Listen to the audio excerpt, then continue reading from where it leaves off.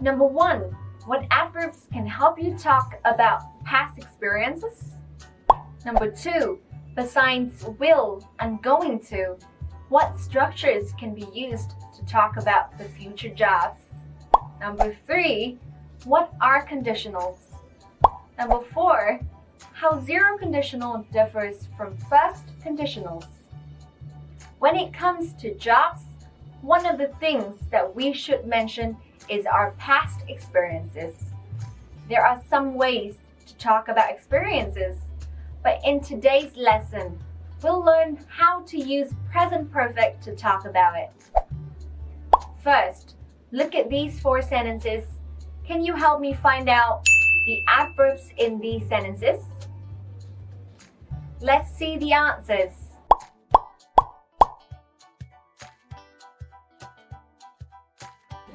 In sentence A, I want to say that I have no experience about a career day. In sentence B, I want to know if you have any experience, so I use ever, and it means at any time. In sentence C, I want to share about my experience, how much I actually know about the career day, so I use already. It can also be used to talk about something that happened earlier than expected. For example, the film has already started and I missed it. Finally, in sentence D, I have no experience about a career day, but I do want to go to one soon. That's about the meaning. Let's take a look at the cards to see how each adverb is placed in a sentence. As you can see from these examples, ever or never is always placed between the auxiliary verb have or has and the past participles. Meanwhile, yet is often put at the end of the sentence or the question. Already can be either at the end or between the auxiliary verbs and the past participles. So now, let's do an exercise to see if you understood the difference between these adverbs. Take some minutes to read each sentence and find the best word to fill in the blanks.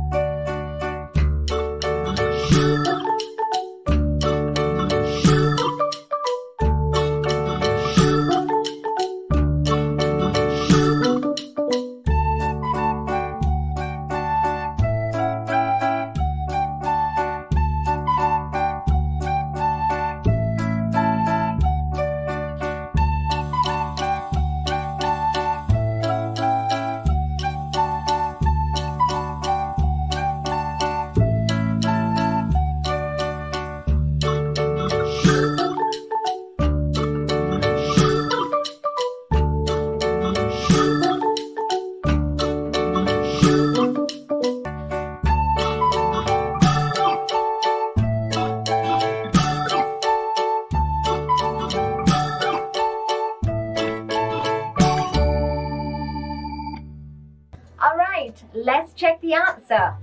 Number 1, the speaker wants to talk about their first experience, so ever should be filled in the blank. Number 2, The manager left before someone came, so already is the correct answer. Number 3, the speaker has no experience as a secretary before, so the sentence should become, I have never worked as a secretary before. Number 4, it's expected that the photographer would arrive, but at the moment of speaking, he hasn't. So the word yet should be filled in the blank. Number 5, the fact that Julia mentioned something is in the past, so we need to fill already in the blank. Number 6, the speaker is expecting David to say something about his plan, though he hasn't. So yet should be filled in the blank. Number 7, Peter hates being a police officer, so we need to put never in the blank so that the sentence makes sense. Number 8, the speaker indicates that this is her first experience of this situation and never wants to come back. So never is the correct word to fill in. Alright, moving on to next grammar points. We're going to learn some paraphrase and structures that signal the future. Before going into more details, let's take a look at this conversation. Will you join the job workshop at our school next week? I'm not so sure. I'm going to have a French test the day after that. Anyway, do you have any ideas what we'll do there? I have never joined such an event before. I guess it's an event to have some ideas about our future career. Perhaps some local employers will come and give some speeches about job opportunities, and then we can ask some questions if we're interested in it. Oh, I see. What do you plan to do in the future? Well, when I grow up, I want to become an engineer. And you? I think I will become a lawyer. I think it's an interesting job. In the previous conversation, the boy and the girl are talking about an upcoming event and the job they want to do in the future. Did you notice that they used various structures and phrases to talk about the future? Let's take a look at the slide and find out.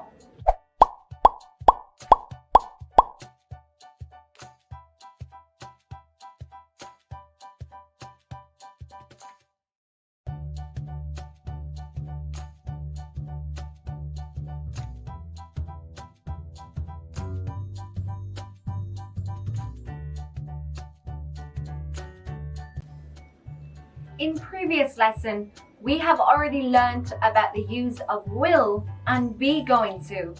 Let's have a quick recap. When should we use will and when should we use be going to? We use will to express our beliefs about the future or make some guess about upcoming events where we're not entirely sure. Will is often used to talk about the future at the moment of speaking, and there's no careful plan for that. In the conversation, the boy said some community employers will come and give some speeches about job opportunities. He used will to guess what happens at the event. We use be going to talk about plans and strong intentions. Perhaps we have planned and thought about it. Be going to can also be used to make predictions based on evidence. For example, the girl said, I am going to have a language test the day after that. She used I'm going to because the test schedule is fixed and she's already plans for it. In the conversation, besides using will and be going to, the two teens also used some other structures or phrases to talk about future plans. Can you see the structures in bold? When the girl says plan to do something, it means she intends to do something. When the boy says when I grow up, he refers to a future situation after he turned 18.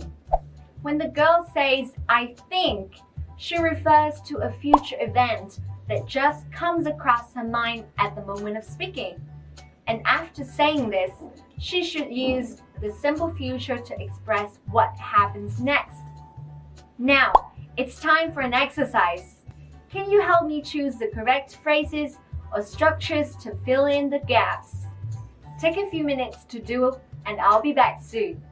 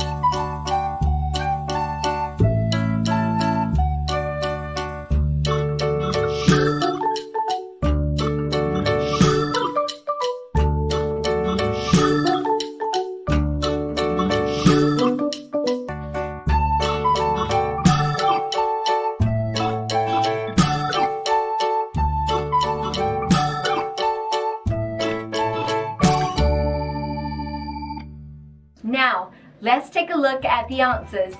Did you get 8 out of 8 correct answers? Number 1 and 7. The phrases that we should use to talk about the future is plan to something. But number 1, it's simple past tense, so we should change the verb into past tense. It should be planned to.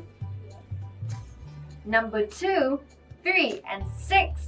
The signal phrases are I believe, I think. So it's the speaker's idea at the moment of speaking. So we should use simple future tense. Number 4 and 8, we should use the structure when I grow up or when she grows up to indicate the future situations. Number 5, we can see that Lily has already planned what to do in the future, so is going to should be filled in the blank. That's how we use several phrases and structures to talk about future events.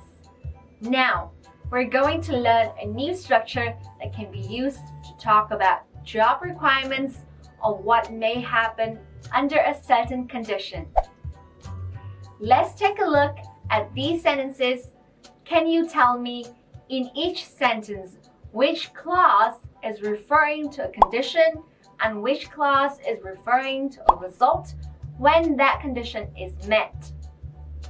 Well, clause 1 in sentence number 1 and clause 2 in sentence number 2 are referring to the condition, and clause 2 in sentence number 1 and clause 1 in sentence number 2 are referring to the result when those conditions are met. For example, if we don't like animals, or if I haven't heard any news from him, it's a different story. To sum up, conditional structures describe a condition and its result. A conditional always has 2 clauses: the if clause, where we describe the condition, and the result clause, when we describe the result.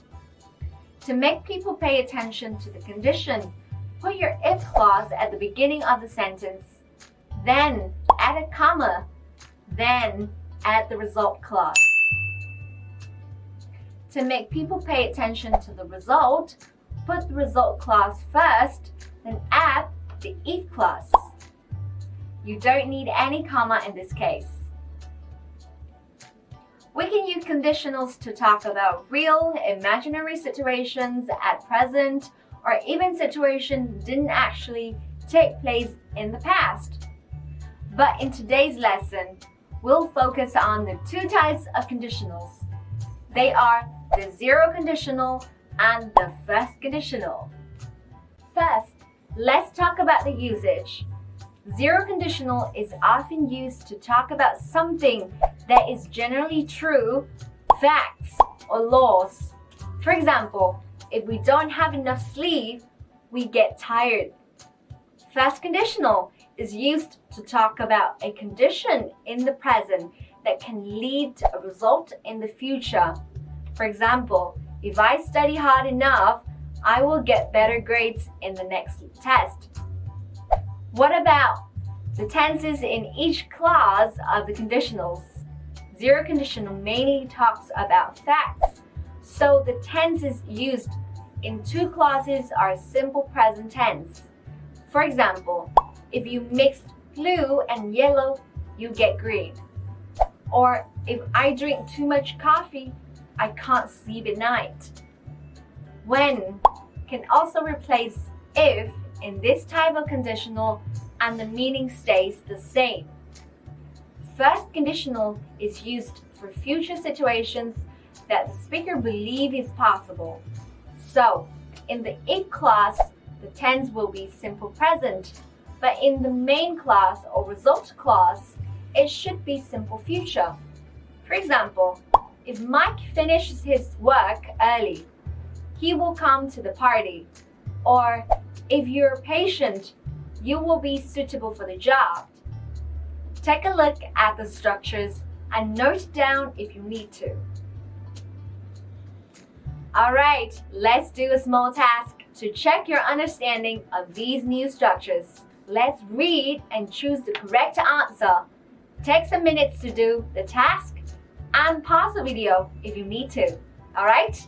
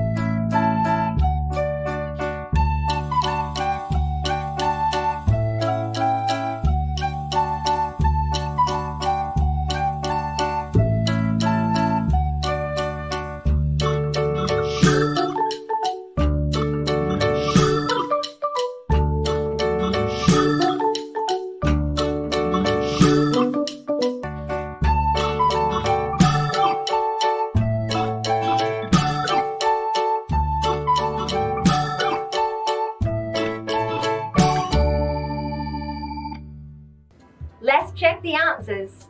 For number 1, 3, 4, and 5, they are first conditionals because they refer to future events that are likely to happen. So, the tenses in if clause is simple present, and 1 in the main class is simple future. In number 1 and 5, the blanks are in the if class, so we need the present tense. So the answer is followed and have, respectively. For number 3 and 4, the blanks are in the result clauses, and we need to use future tense to fill in. The correct answers for number 3 is will join, and number 4 is won't.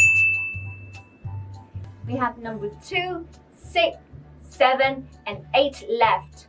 They are zero conditionals and are used to talk about facts or general truths. The tense used in both clauses is a simple present. Sometimes imperative clauses can also be found in zero conditionals. For example, number 2 and 8.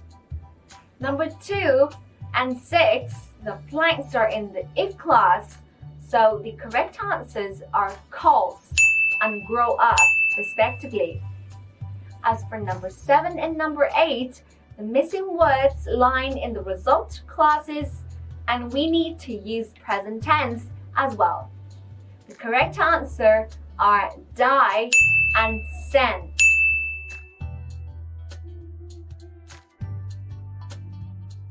We've already gone through 4 grammar points of today's lesson.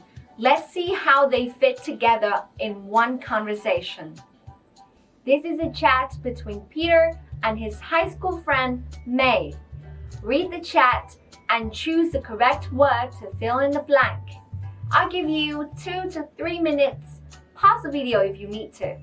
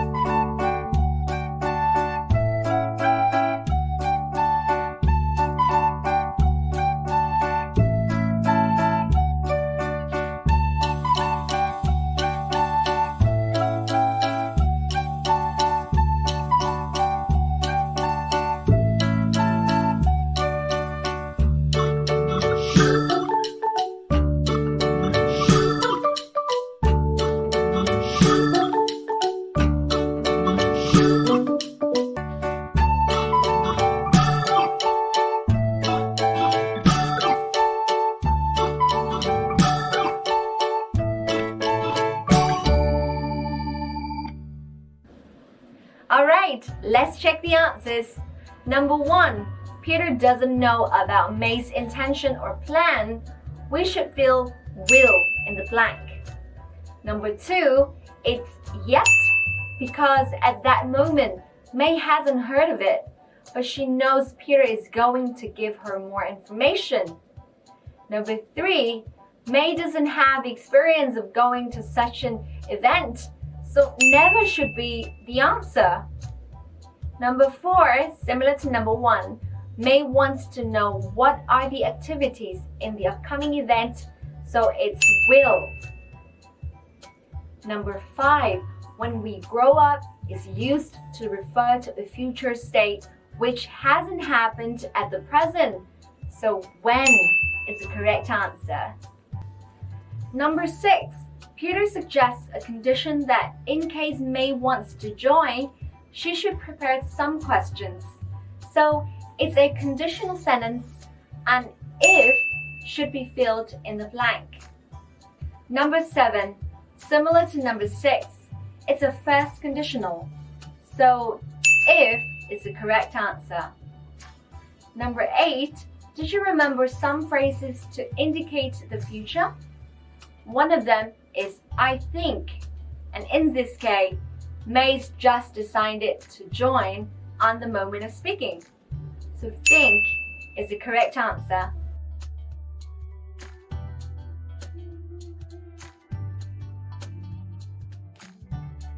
Now, let's get back to the questions at the beginning of the lesson and see if we have the answers. Number 1, some adverbs that we learned in today's lesson are yet, already, never, and ever.